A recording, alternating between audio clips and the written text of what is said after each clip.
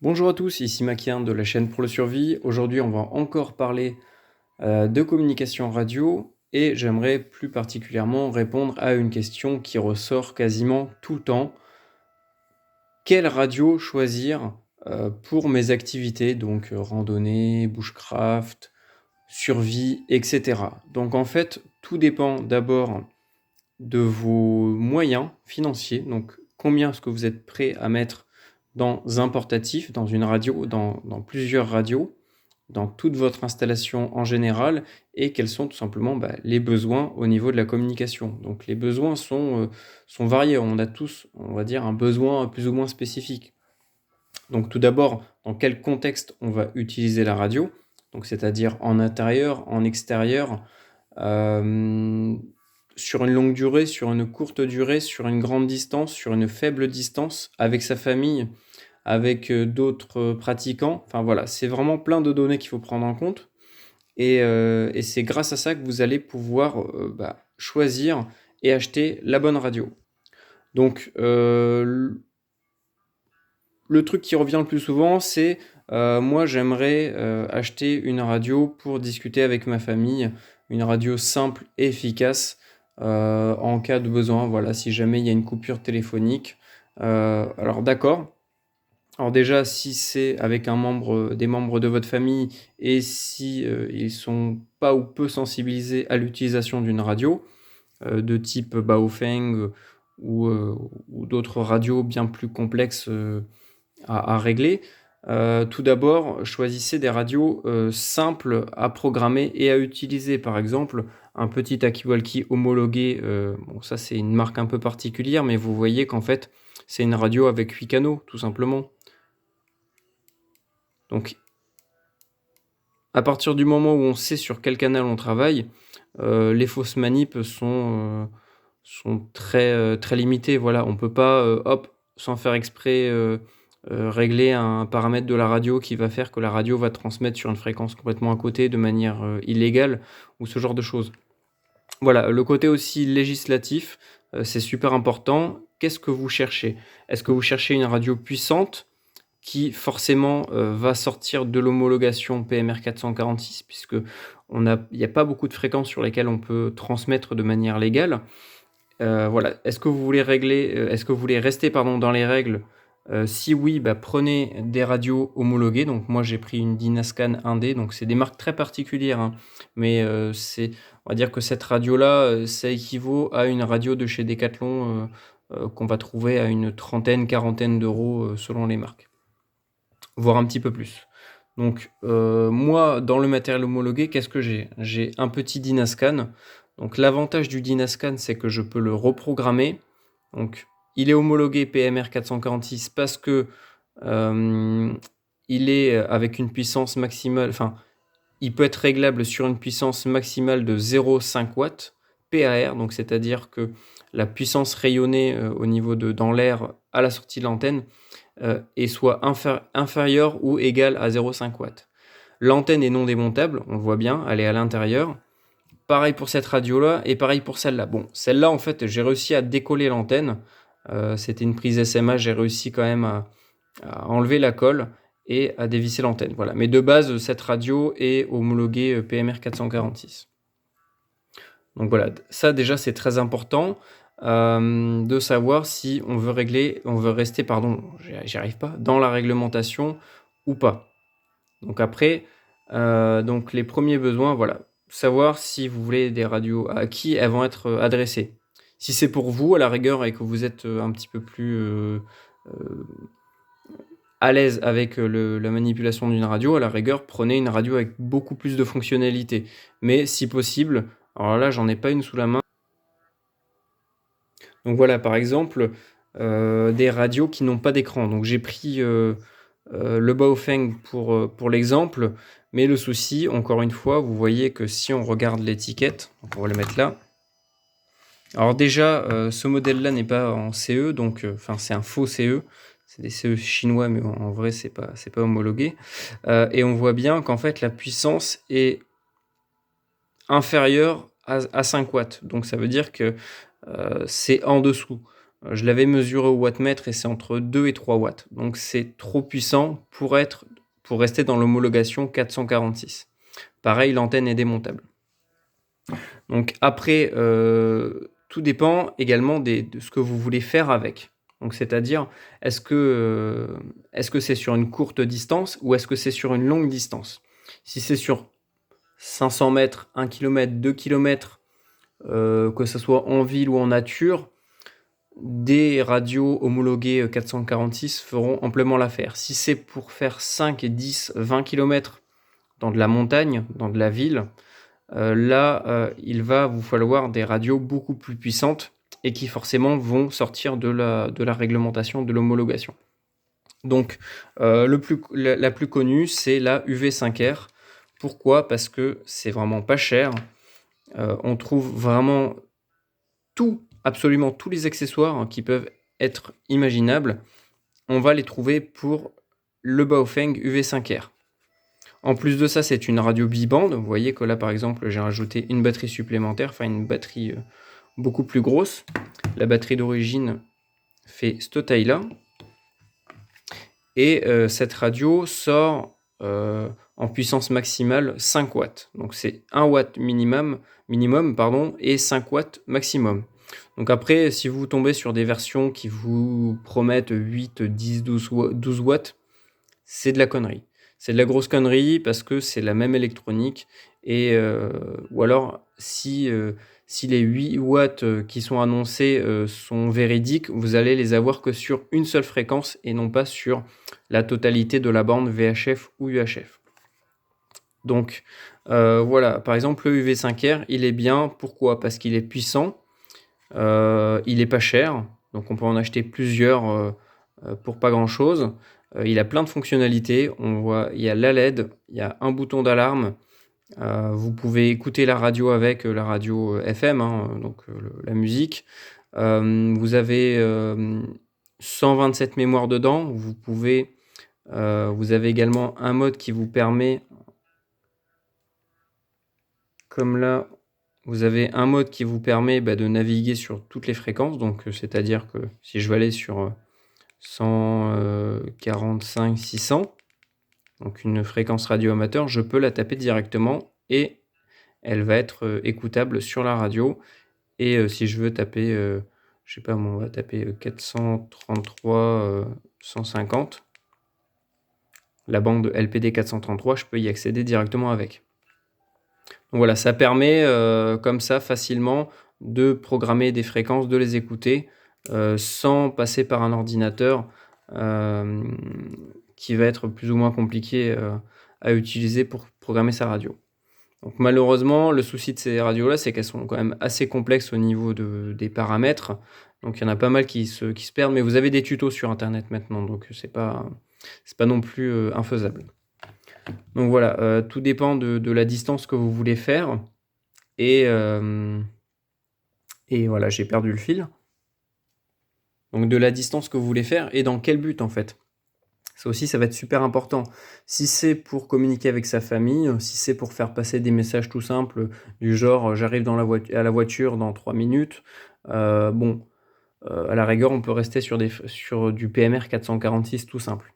Si c'est pour faire passer des messages un petit peu plus sensibles, si vous voulez des communications sécurisées, moi je vous conseille plutôt de vous rabattre sur les modèles, sur des radios numériques. Donc là, c'est une radio DMR, donc c'est Digital Mobile Radio. Donc en plus de faire le numérique, le DMR, la radio fera forcément l'analogique. Donc si vous avez une appréhension en disant « Ah oui, mais vu que c'est numérique, est-ce qu'elle va faire l'analogique ?» Oui, toutes les radios numériques font automatiquement l'analogique. Dans 99% des cas, ça sera le cas.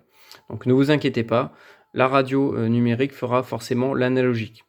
En plus de ça, avec ces modèles-là, comme le Anyton ou le Retevis RT3S, c'est que les radios vont être bibandes, comme un Baofeng UV5R, sauf qu'on va pouvoir également faire du DMR, écouter et ou transmettre en DMR sur la VHF et l'UHF. Donc ça permet par exemple d'écouter les réseaux radioamateurs.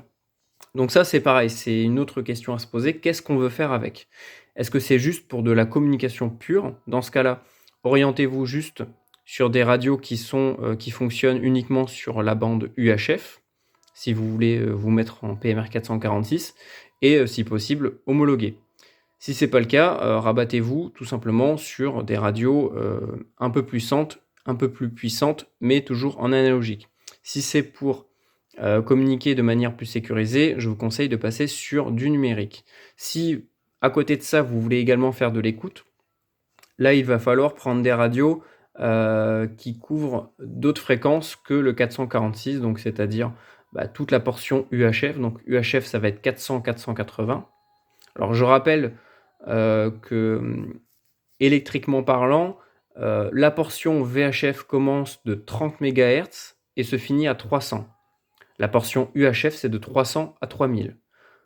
Voilà, au moins, on ne se perd pas dans ce qu'on dit. Donc, dès qu'on parle de talkie-walkie VHF, UHF, dans 95% des cas, la VHF, ça sera 136, 174 MHz. Donc, ça vous permettra d'écouter, par exemple, des professionnels, les bateaux, les radios amateurs, les parapentistes, ce genre de choses, les réseaux en montagne. Et en UHF, vous allez entendre les talkie-walkie PMR 446, des fréquences radio amateurs aussi, quelques professionnels. Voilà, il y a un petit peu de tout, des radiosondes, on peut vraiment écouter quasiment de tout. On va dire qu'avec une radio VHF-UHF, vous avez déjà une écoute qui s'élargit énormément. Donc c'est-à-dire qu'on va pouvoir, avec un seul appareil, écouter 2 fois plus de choses. Si vous voulez écouter encore plus de choses, alors dans ces cas-là, il va falloir se tourner, donc par exemple écouter les avions, écouter, on va dire, les pompiers, les ondes courtes, etc. Vous avez des radios qui couvrent toutes ces fréquences-là. Donc vous avez par exemple le Kenwood THF7 qui couvre je crois qu'il couvre de 0,300 MHz, donc 300 kHz, jusqu'à 999 MHz. Donc en fait, ça fait une portion énorme en fait. Il couvre quasiment 1000 MHz en réception, voilà, au niveau de la fréquence, au niveau des fréquences de réception. Et en plus de ça, c'est un talkie-walkie VHF, UHF, comme un UV5R. Donc en fait, on va pouvoir transmettre et recevoir sur les mêmes fréquences que le Baofeng UV5R, sauf qu'en plus de ça, on pourra écouter les ondes courtes, plein de portions différentes de fréquences. Donc on va pouvoir écouter les avions, les pompiers pour certains départements, des satellites. Enfin bon, bref, on va pouvoir écouter de tout, des micros sans fil. On peut imaginer tout et n'importe quoi. Et en plus de ça, la radio fonctionne, enfin reçoit sur beaucoup plus de modes de modulation en fait. Donc toutes les talkie-walkie comme ça sera de la NFM, donc la Narrow FM. Donc en fait c'est une modulation en FM mais très étroite, alors que la FM qu'on connaît on va dire dans la vie de tous les jours, ça va être donc pour la musique, ça va être de la wide FM. Donc c'est de la FM sur une portion beaucoup plus large pour avoir une bande passante suffisante pour faire passer toutes les tonalités sonores en fait. Donc les basses, les aigus. C'est pour ça que sur un talkie-walkie, si vous faites passer de la musique sera inécoutable quasiment parce que le son sera énormément compressé. Enfin bref, voilà, donc si vous voulez écouter beaucoup plus de fréquences, vous avez le Kenwood THF7, on peut en trouver d'occasion pas trop cher. Celui-là, c'est vraiment une merveille. Ça vous permet d'écouter l'AFM, l'AAM, les modes de modulation d'amplitude. Donc c'est plutôt utilisé sur les ondes courtes par les radioamateurs, donc la LSB, l'USB et le CW. Donc le CW, c'est pour écouter le Morse. Donc en fait, ça va être un petit peu comme la modulation USB ou LSB, mais en fait sur une portion très très très petite pour juste recevoir le petit bip et ne pas recevoir à côté. Enfin bref, voilà, c'est des trucs un peu plus techniques, mais si vous voulez vraiment écouter de tout, le THF7, c'est une merveille. Vous avez également le Yaesu VX3 qui est quasiment pareil, sauf qu'il ne couvre pas l'USB et la LSB et la CW, mais il fait quand même AM, FM, Wide FM. Donc ça vous permet d'écouter en AM par exemple les avions. Je crois qu'il fait également les ondes courtes. Oui, il fait les ondes courtes, donc je vais vous montrer ça. Juste, je vais...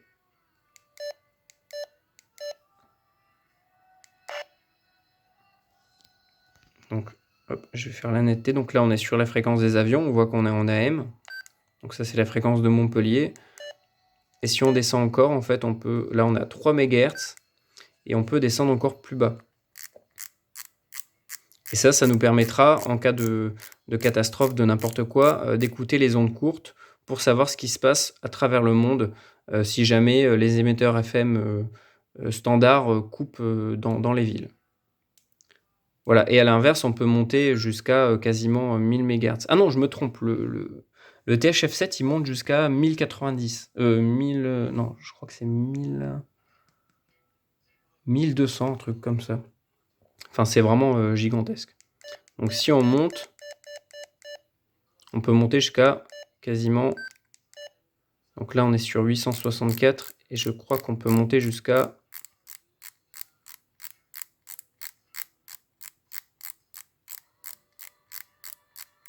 Donc avec ce portatif-là, vous voyez, ça fait vraiment la taille d'un UV3R ou la taille d'un PMR homologué. Et en fait, vous pouvez écouter mais absolument toutes les transmissions qui sont faites par contre en analogique.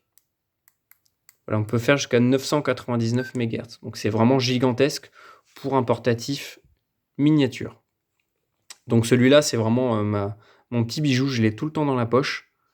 Voilà, donc ça aussi, ça peut être vraiment un outil super efficace en temps de crise parce qu'il est compact. Il peut être rechargé en USB avec du 5 volts. On peut mettre différents types d'antennes.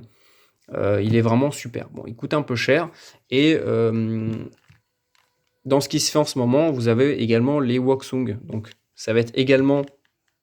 il va également faire émission-réception sur la VHF et l'UHF, donc 136, 174 et 400, 480 à peu près. Et en plus de ça, il va recevoir les fréquences AM aéronautiques. On va également couvrir la bande des 220 MHz, des 350. Je crois qu'il fait entre 8 et 900 après. Enfin bref, il couvre vraiment énormément de fréquences et il fait pareil AM, FM. Donc c'est vraiment super intéressant. Et il fait également la FM commerciale. Et sur ces radios-là, on a également, c'est un petit peu plus, on va dire, accessoire chinois, vous avez également une LED. Donc voilà, je pense qu'avec toutes ces infos-là, je vais déjà pouvoir vous aider dans votre choix de radio pour de la survie. Donc voilà, après tout dépend vraiment du besoin que vous avez, du budget, de la place que vous voulez accorder à votre radio dans votre sac, dans votre poche. Voilà, vous voyez que par contre, ces petites radios-là ne sont pas très puissantes. Je crois que la puissance max, c'est 2 watts. Mais en 2 watts, vous allez vider votre batterie en quelques heures. Hein. Alors que si vous mettez cette radio-là sur 2 watts, vous allez tenir une journée complète parce que la radio, la batterie est beaucoup plus grosse et une plus grosse performance. Donc voilà, tout dépend. Si vous voulez une radio avec beaucoup d'accessoires, une radio numérique qui permet de sécuriser ses communications, une radio homologuée PMR 446, une radio qui est simple d'utilisation. Vous avez les canaux et le volume. On ne peut pas se gourer. Il y a 2 boutons supplémentaires qu'on peut programmer ou non. Une radio compacte qui couvre quasiment toutes les fréquences en AM, FM. Je ne l'ai pas présenté, mais c'est un UV3R, donc on va dire que c'est un UV5R, mais avec 3 watts en moins. Voilà. Sinon, c'est exactement le même appareil. Au niveau des fonctionnalités, c'est la même chose, sauf que la puissance est réduite. En plus de ça, les batteries sont compatibles entre le Yaesu et le Baofeng, et même le Yepi, donc c'est vraiment... je crois que elles existent, ces radios-là, également sous la marque Nanfone. Mais je crois qu'elles ne sont pas en 446. Donc voilà, du numérique, mais avec une plus grosse capacité de batterie. J'en ai une deuxième. Vous avez également un bouton d'alarme. Vous avez des fonctionnalités donc comme l'APRS qui permet d'envoyer une balise numérique automatique sur une fréquence donnée avec un message donné et votre position, par exemple, pour vous localiser ou dire à vos collègues où vous êtes ou envoyer une quelconque information. Si vous voulez avoir une radio vraiment toute fréquence, qui fasse également émission-réception, très compacte. Donc, par contre, les batteries sont un petit peu dures à trouver. J'en avais une vieille d'il y a 10 ans et elle tenait plus la route. Voilà, donc c'est du vieux matériel, mais ça tient, ça fait vraiment le taf. C'est vraiment du très bon matos. Donc avec ça, j'écoute quasiment tout. En fait, c'est un scanner. Cette radio, c'est un scanner, mais avec intégré à l'intérieur un talkie-walkie, VHF, UHF. Donc c'est vraiment extraordinaire comme matériel et ça vaut quasiment le prix d'un Woksung en fait d'occasion, autant acheter un Kenwood, c'est une meilleure marque, je trouve. Enfin, c'est plus fiable, enfin, c'est connu et reconnu. Woksung, voilà, c'est, un milieu de gamme. Woksung, c'est quand même pas trop mal au niveau de la qualité. La fabrication est pas dégueu, c'est solide, la radio est tombée plein de fois par terre, on peut couvrir plein de fréquences avec. C'est intéressant aussi. Les batteries sont quand même assez performantes et j'oubliais, sur cette radio-là, on peut également, activer la fonction, relais crossband transpondeur, donc c'est aussi intéressant. Bon, on pourra pas l'utiliser parce que légalement, c'est interdit, mais ça peut être intéressant, par exemple, pour quelqu'un qui a la licence radio amateur ou vraiment dans un contexte très dégradé pour monter un relais, d'urgence. Si vous voulez, une radio, vraiment, basique, sur laquelle vous allez pouvoir rajouter plein d'accessoires différents. Donc il existe une multitude, mais vraiment une infinité d'accessoires. Des batteries en allume-cigare, des batteries dans lesquelles on peut mettre des piles, euh, des, euh, des pochettes spéciales Baofeng. On pourra acheter des coques supplémentaires pour la modifier. On peut recharger par USB directement sa radio avec ce petit câble-là. Pour moi, c'est vraiment la radio indispensable, même si elle n'est pas certifiée CE et qu'elle n'est pas homologuée PMR 446. En dépannage, ça peut toujours servir et elle est quand même assez performante au niveau de la puissance. Voilà, ça c'est une autre radio numérique, c'est bibande, voilà, c'est pas trop mal. Donc je pense que j'ai fait le tour, j'espère que ça vous aura aidé dans votre choix de portatif. Et voilà, tout dépend du besoin et je vais faire une deuxième vidéo, cette fois-ci sur le choix des antennes.